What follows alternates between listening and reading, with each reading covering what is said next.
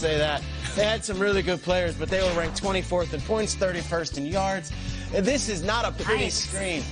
So, who was the guy who had to take the fall? It was Bob Sutton, the longtime defensive coordinator. He's out. Andy Reid goes back into his old bag of tricks, brings Steve Spagnuolo over, and they totally changed the scheme from a 3-4 to a 4-3. They say, D Ford, we're getting rid of you. We're going to get rid of Justin Houston. Eric Berry's no longer there. Instead, you see the Honey Badger come on in. Frank Clark joins the team. Different look to the Chiefs' defense. They've got to buy in, though, because at the end of the day, in the playoffs, you could score 31 points in the second half. If you can't stop anyone, you will not be hoisting that Lombardi. Defense still matters in this league. Even in this world of fireworks and offense, you need to stop someone at some point. Chiefs, defense, it's important.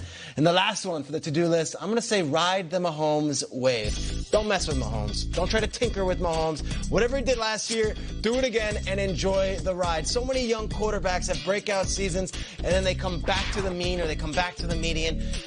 Whatever worked, do it again. And I'll tell you what, when you bring back Andy Reid, you bring back offensive coordinator Eric Bieniemy, you bring back quarterbacks coach Mike Kafka, you're bringing back a lot of smart minds who helped make last year such a historic season.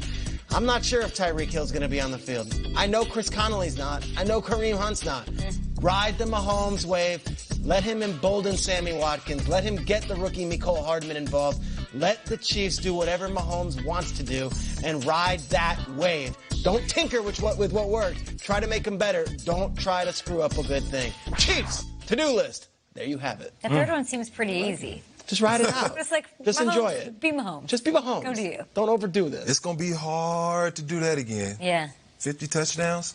I don't think it's going to happen. I don't think it should happen if the defense is as good as we're hearing that it is with the change. Yeah, they might have to put up a little less points. Yeah. But look, I don't full season with that playbook. If Tyreek is on the field, don't question Patrick Mahomes. We might see a record-breaking season. I want to talk about the Kings of the North, the Chicago Bears, the reigning champs up in that division. They have a to-do list because they have Super Bowl aspirations on their 100th anniversary of being a franchise. They came in with the beginning of the NFL. That's the first thing on my to-do list. Keep it 100.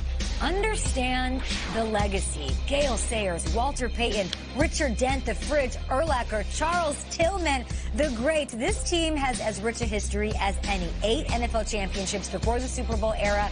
Then, of course, they have the Lombardi. On top of that, I'm sick of talking about 85. We're doing all this NFL 100 stuff. Showing it. All anybody's asking about. I want this to be amazing, but in the past. I want this to be the year, but remember the greatness. You're kicking off the season against the Green Bay Packers. Own it from the jump Thursday night with everybody's eyes on you in what should be a really special year. Number 2, one way or the other, it's all going to come down to a guy named Trubisky or Mitch or Mitchell or Mr. Biscuits or the Tra or whatever you want to call him. I need him to take a leap to the next level. A step, a skip, a hop, whatever. I don't need him to be the reason that the Bears win games necessarily. You cannot be the reason that the Bears do not succeed, though. You cannot hold them back, and it is on your shoulders. I would look at him and I would say, build off the second half he had against the Eagles. In the playoffs, you looked good. The doink overshadowed everything. You threw almost 200 yards, Mitchell. You threw a touchdown. You put them in position to win that game. Build off that this year. It is on you. Last but not least, yes, I want you to remember the past 100 years of greatness, but also break out the Men in Black neuralizer, baby, because doink has got to go. It happened. It sucked. It's been a hard pill to swallow, but everyone collectively needs to move on. The fact that Cam Jordan has come on our set and he swallowed what happened to the Saints in what they felt was a bad disaster for them. They're over it. Chicago needs to also move on. No more focusing on past mistakes or future pressure on that position. We all just need to move on and win another Super Bowl. Okay. All right. I like it. Break out that neuralizer, though. Yes. But I heard they're showing it, like, every day out there to their team. I've never seen Men in Black, but did I do that right?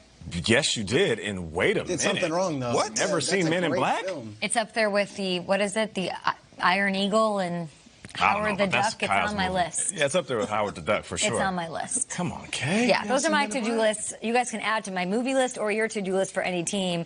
And we'll kind of talk about the guy that you're excited about in Cleveland next. Baker Mayfield? Yep, that's the one. Odell Beckham. That's the